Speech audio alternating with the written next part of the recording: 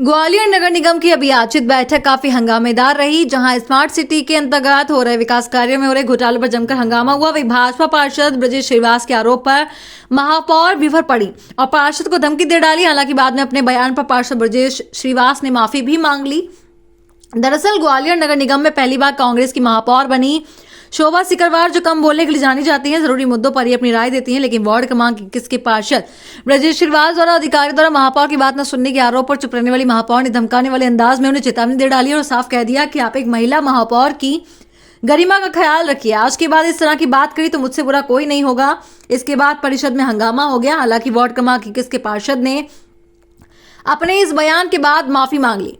वहीं वरिष्ठ पार्षद कृष्णराव दीक्षित ने इस बयान को पूरी तरह दुर्भावना से प्रेरित बताया और स्मार्ट सिटी के कामों में पूर्व आईएएस प्रशांत मेहता द्वारा भ्रष्टाचार को बढ़ावा देने का आरोप मढ़ दिया। बहरहाल ग्वालियर नगर निगम में महापौर के न सुनने वाले अधिकारियों और इस बहाने घेरने वाले विपक्ष में बैठे भाजपा पार्षदों के बीच जंग जारी है। लेकिन इस सबके बीच शहर में फैले कचरे के ढेर, नगर निगम कर्मचारियों की अटके पड़े तनख्वाह और अधूरे पड़े विकास कार्यों की तरफ किसी का ध्यान नहीं है। महापौर भी फंड न होने का ठीकरा भाजपा सरकार पर फोड़ रही है। ग्वालियर से विक्की शर्मा की रिपोर्ट।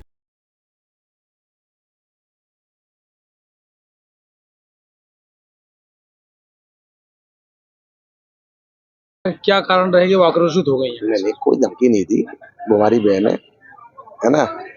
अब चूंकि परिषद में कोई बात रखी जाती है तो हो सकता है हर चीज तो ऐसी नहीं है सब लोगों को अच्छी लगे। कुछ चीजें गलत भी होती है, कुछ गलती से निकल जाती है। चूंकि मेरा कोई महापौर के मामले में ऐसा कभी अपने स्वयं के बारे में कहा था।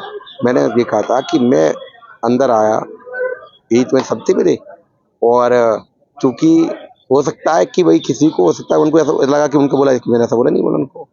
नहीं, जो खल्लू दीक्षित है उनका ये कहना है कि नहीं तो उनका कहना है कि आपने कोई अलग बयान दिया, इसके बाद में वो महापौर आक्रोशित नहीं। नहीं, मैंने ऐसा नहीं है। नहीं तो आप यहाँ पे वो निकलवा लें, रिकॉर्डिंग निकलवा लें। यदि आपको ऐसा लगता है तो निकलवा सकते हैं। आपने ये कहा कि महापौर की सुनते नहीं है। नहीं जी, मैंने ये नहीं मैंने कोई कहा। मैं तो ये कहा कि हम ऐसे अंदर आए यहाँ पे और कमिश्नर साहब सुने नहीं, तो भाई आकर कहने तो पड़ेगी ना हमें यहाँ पे, नहीं तो हम अपने घरे जाए।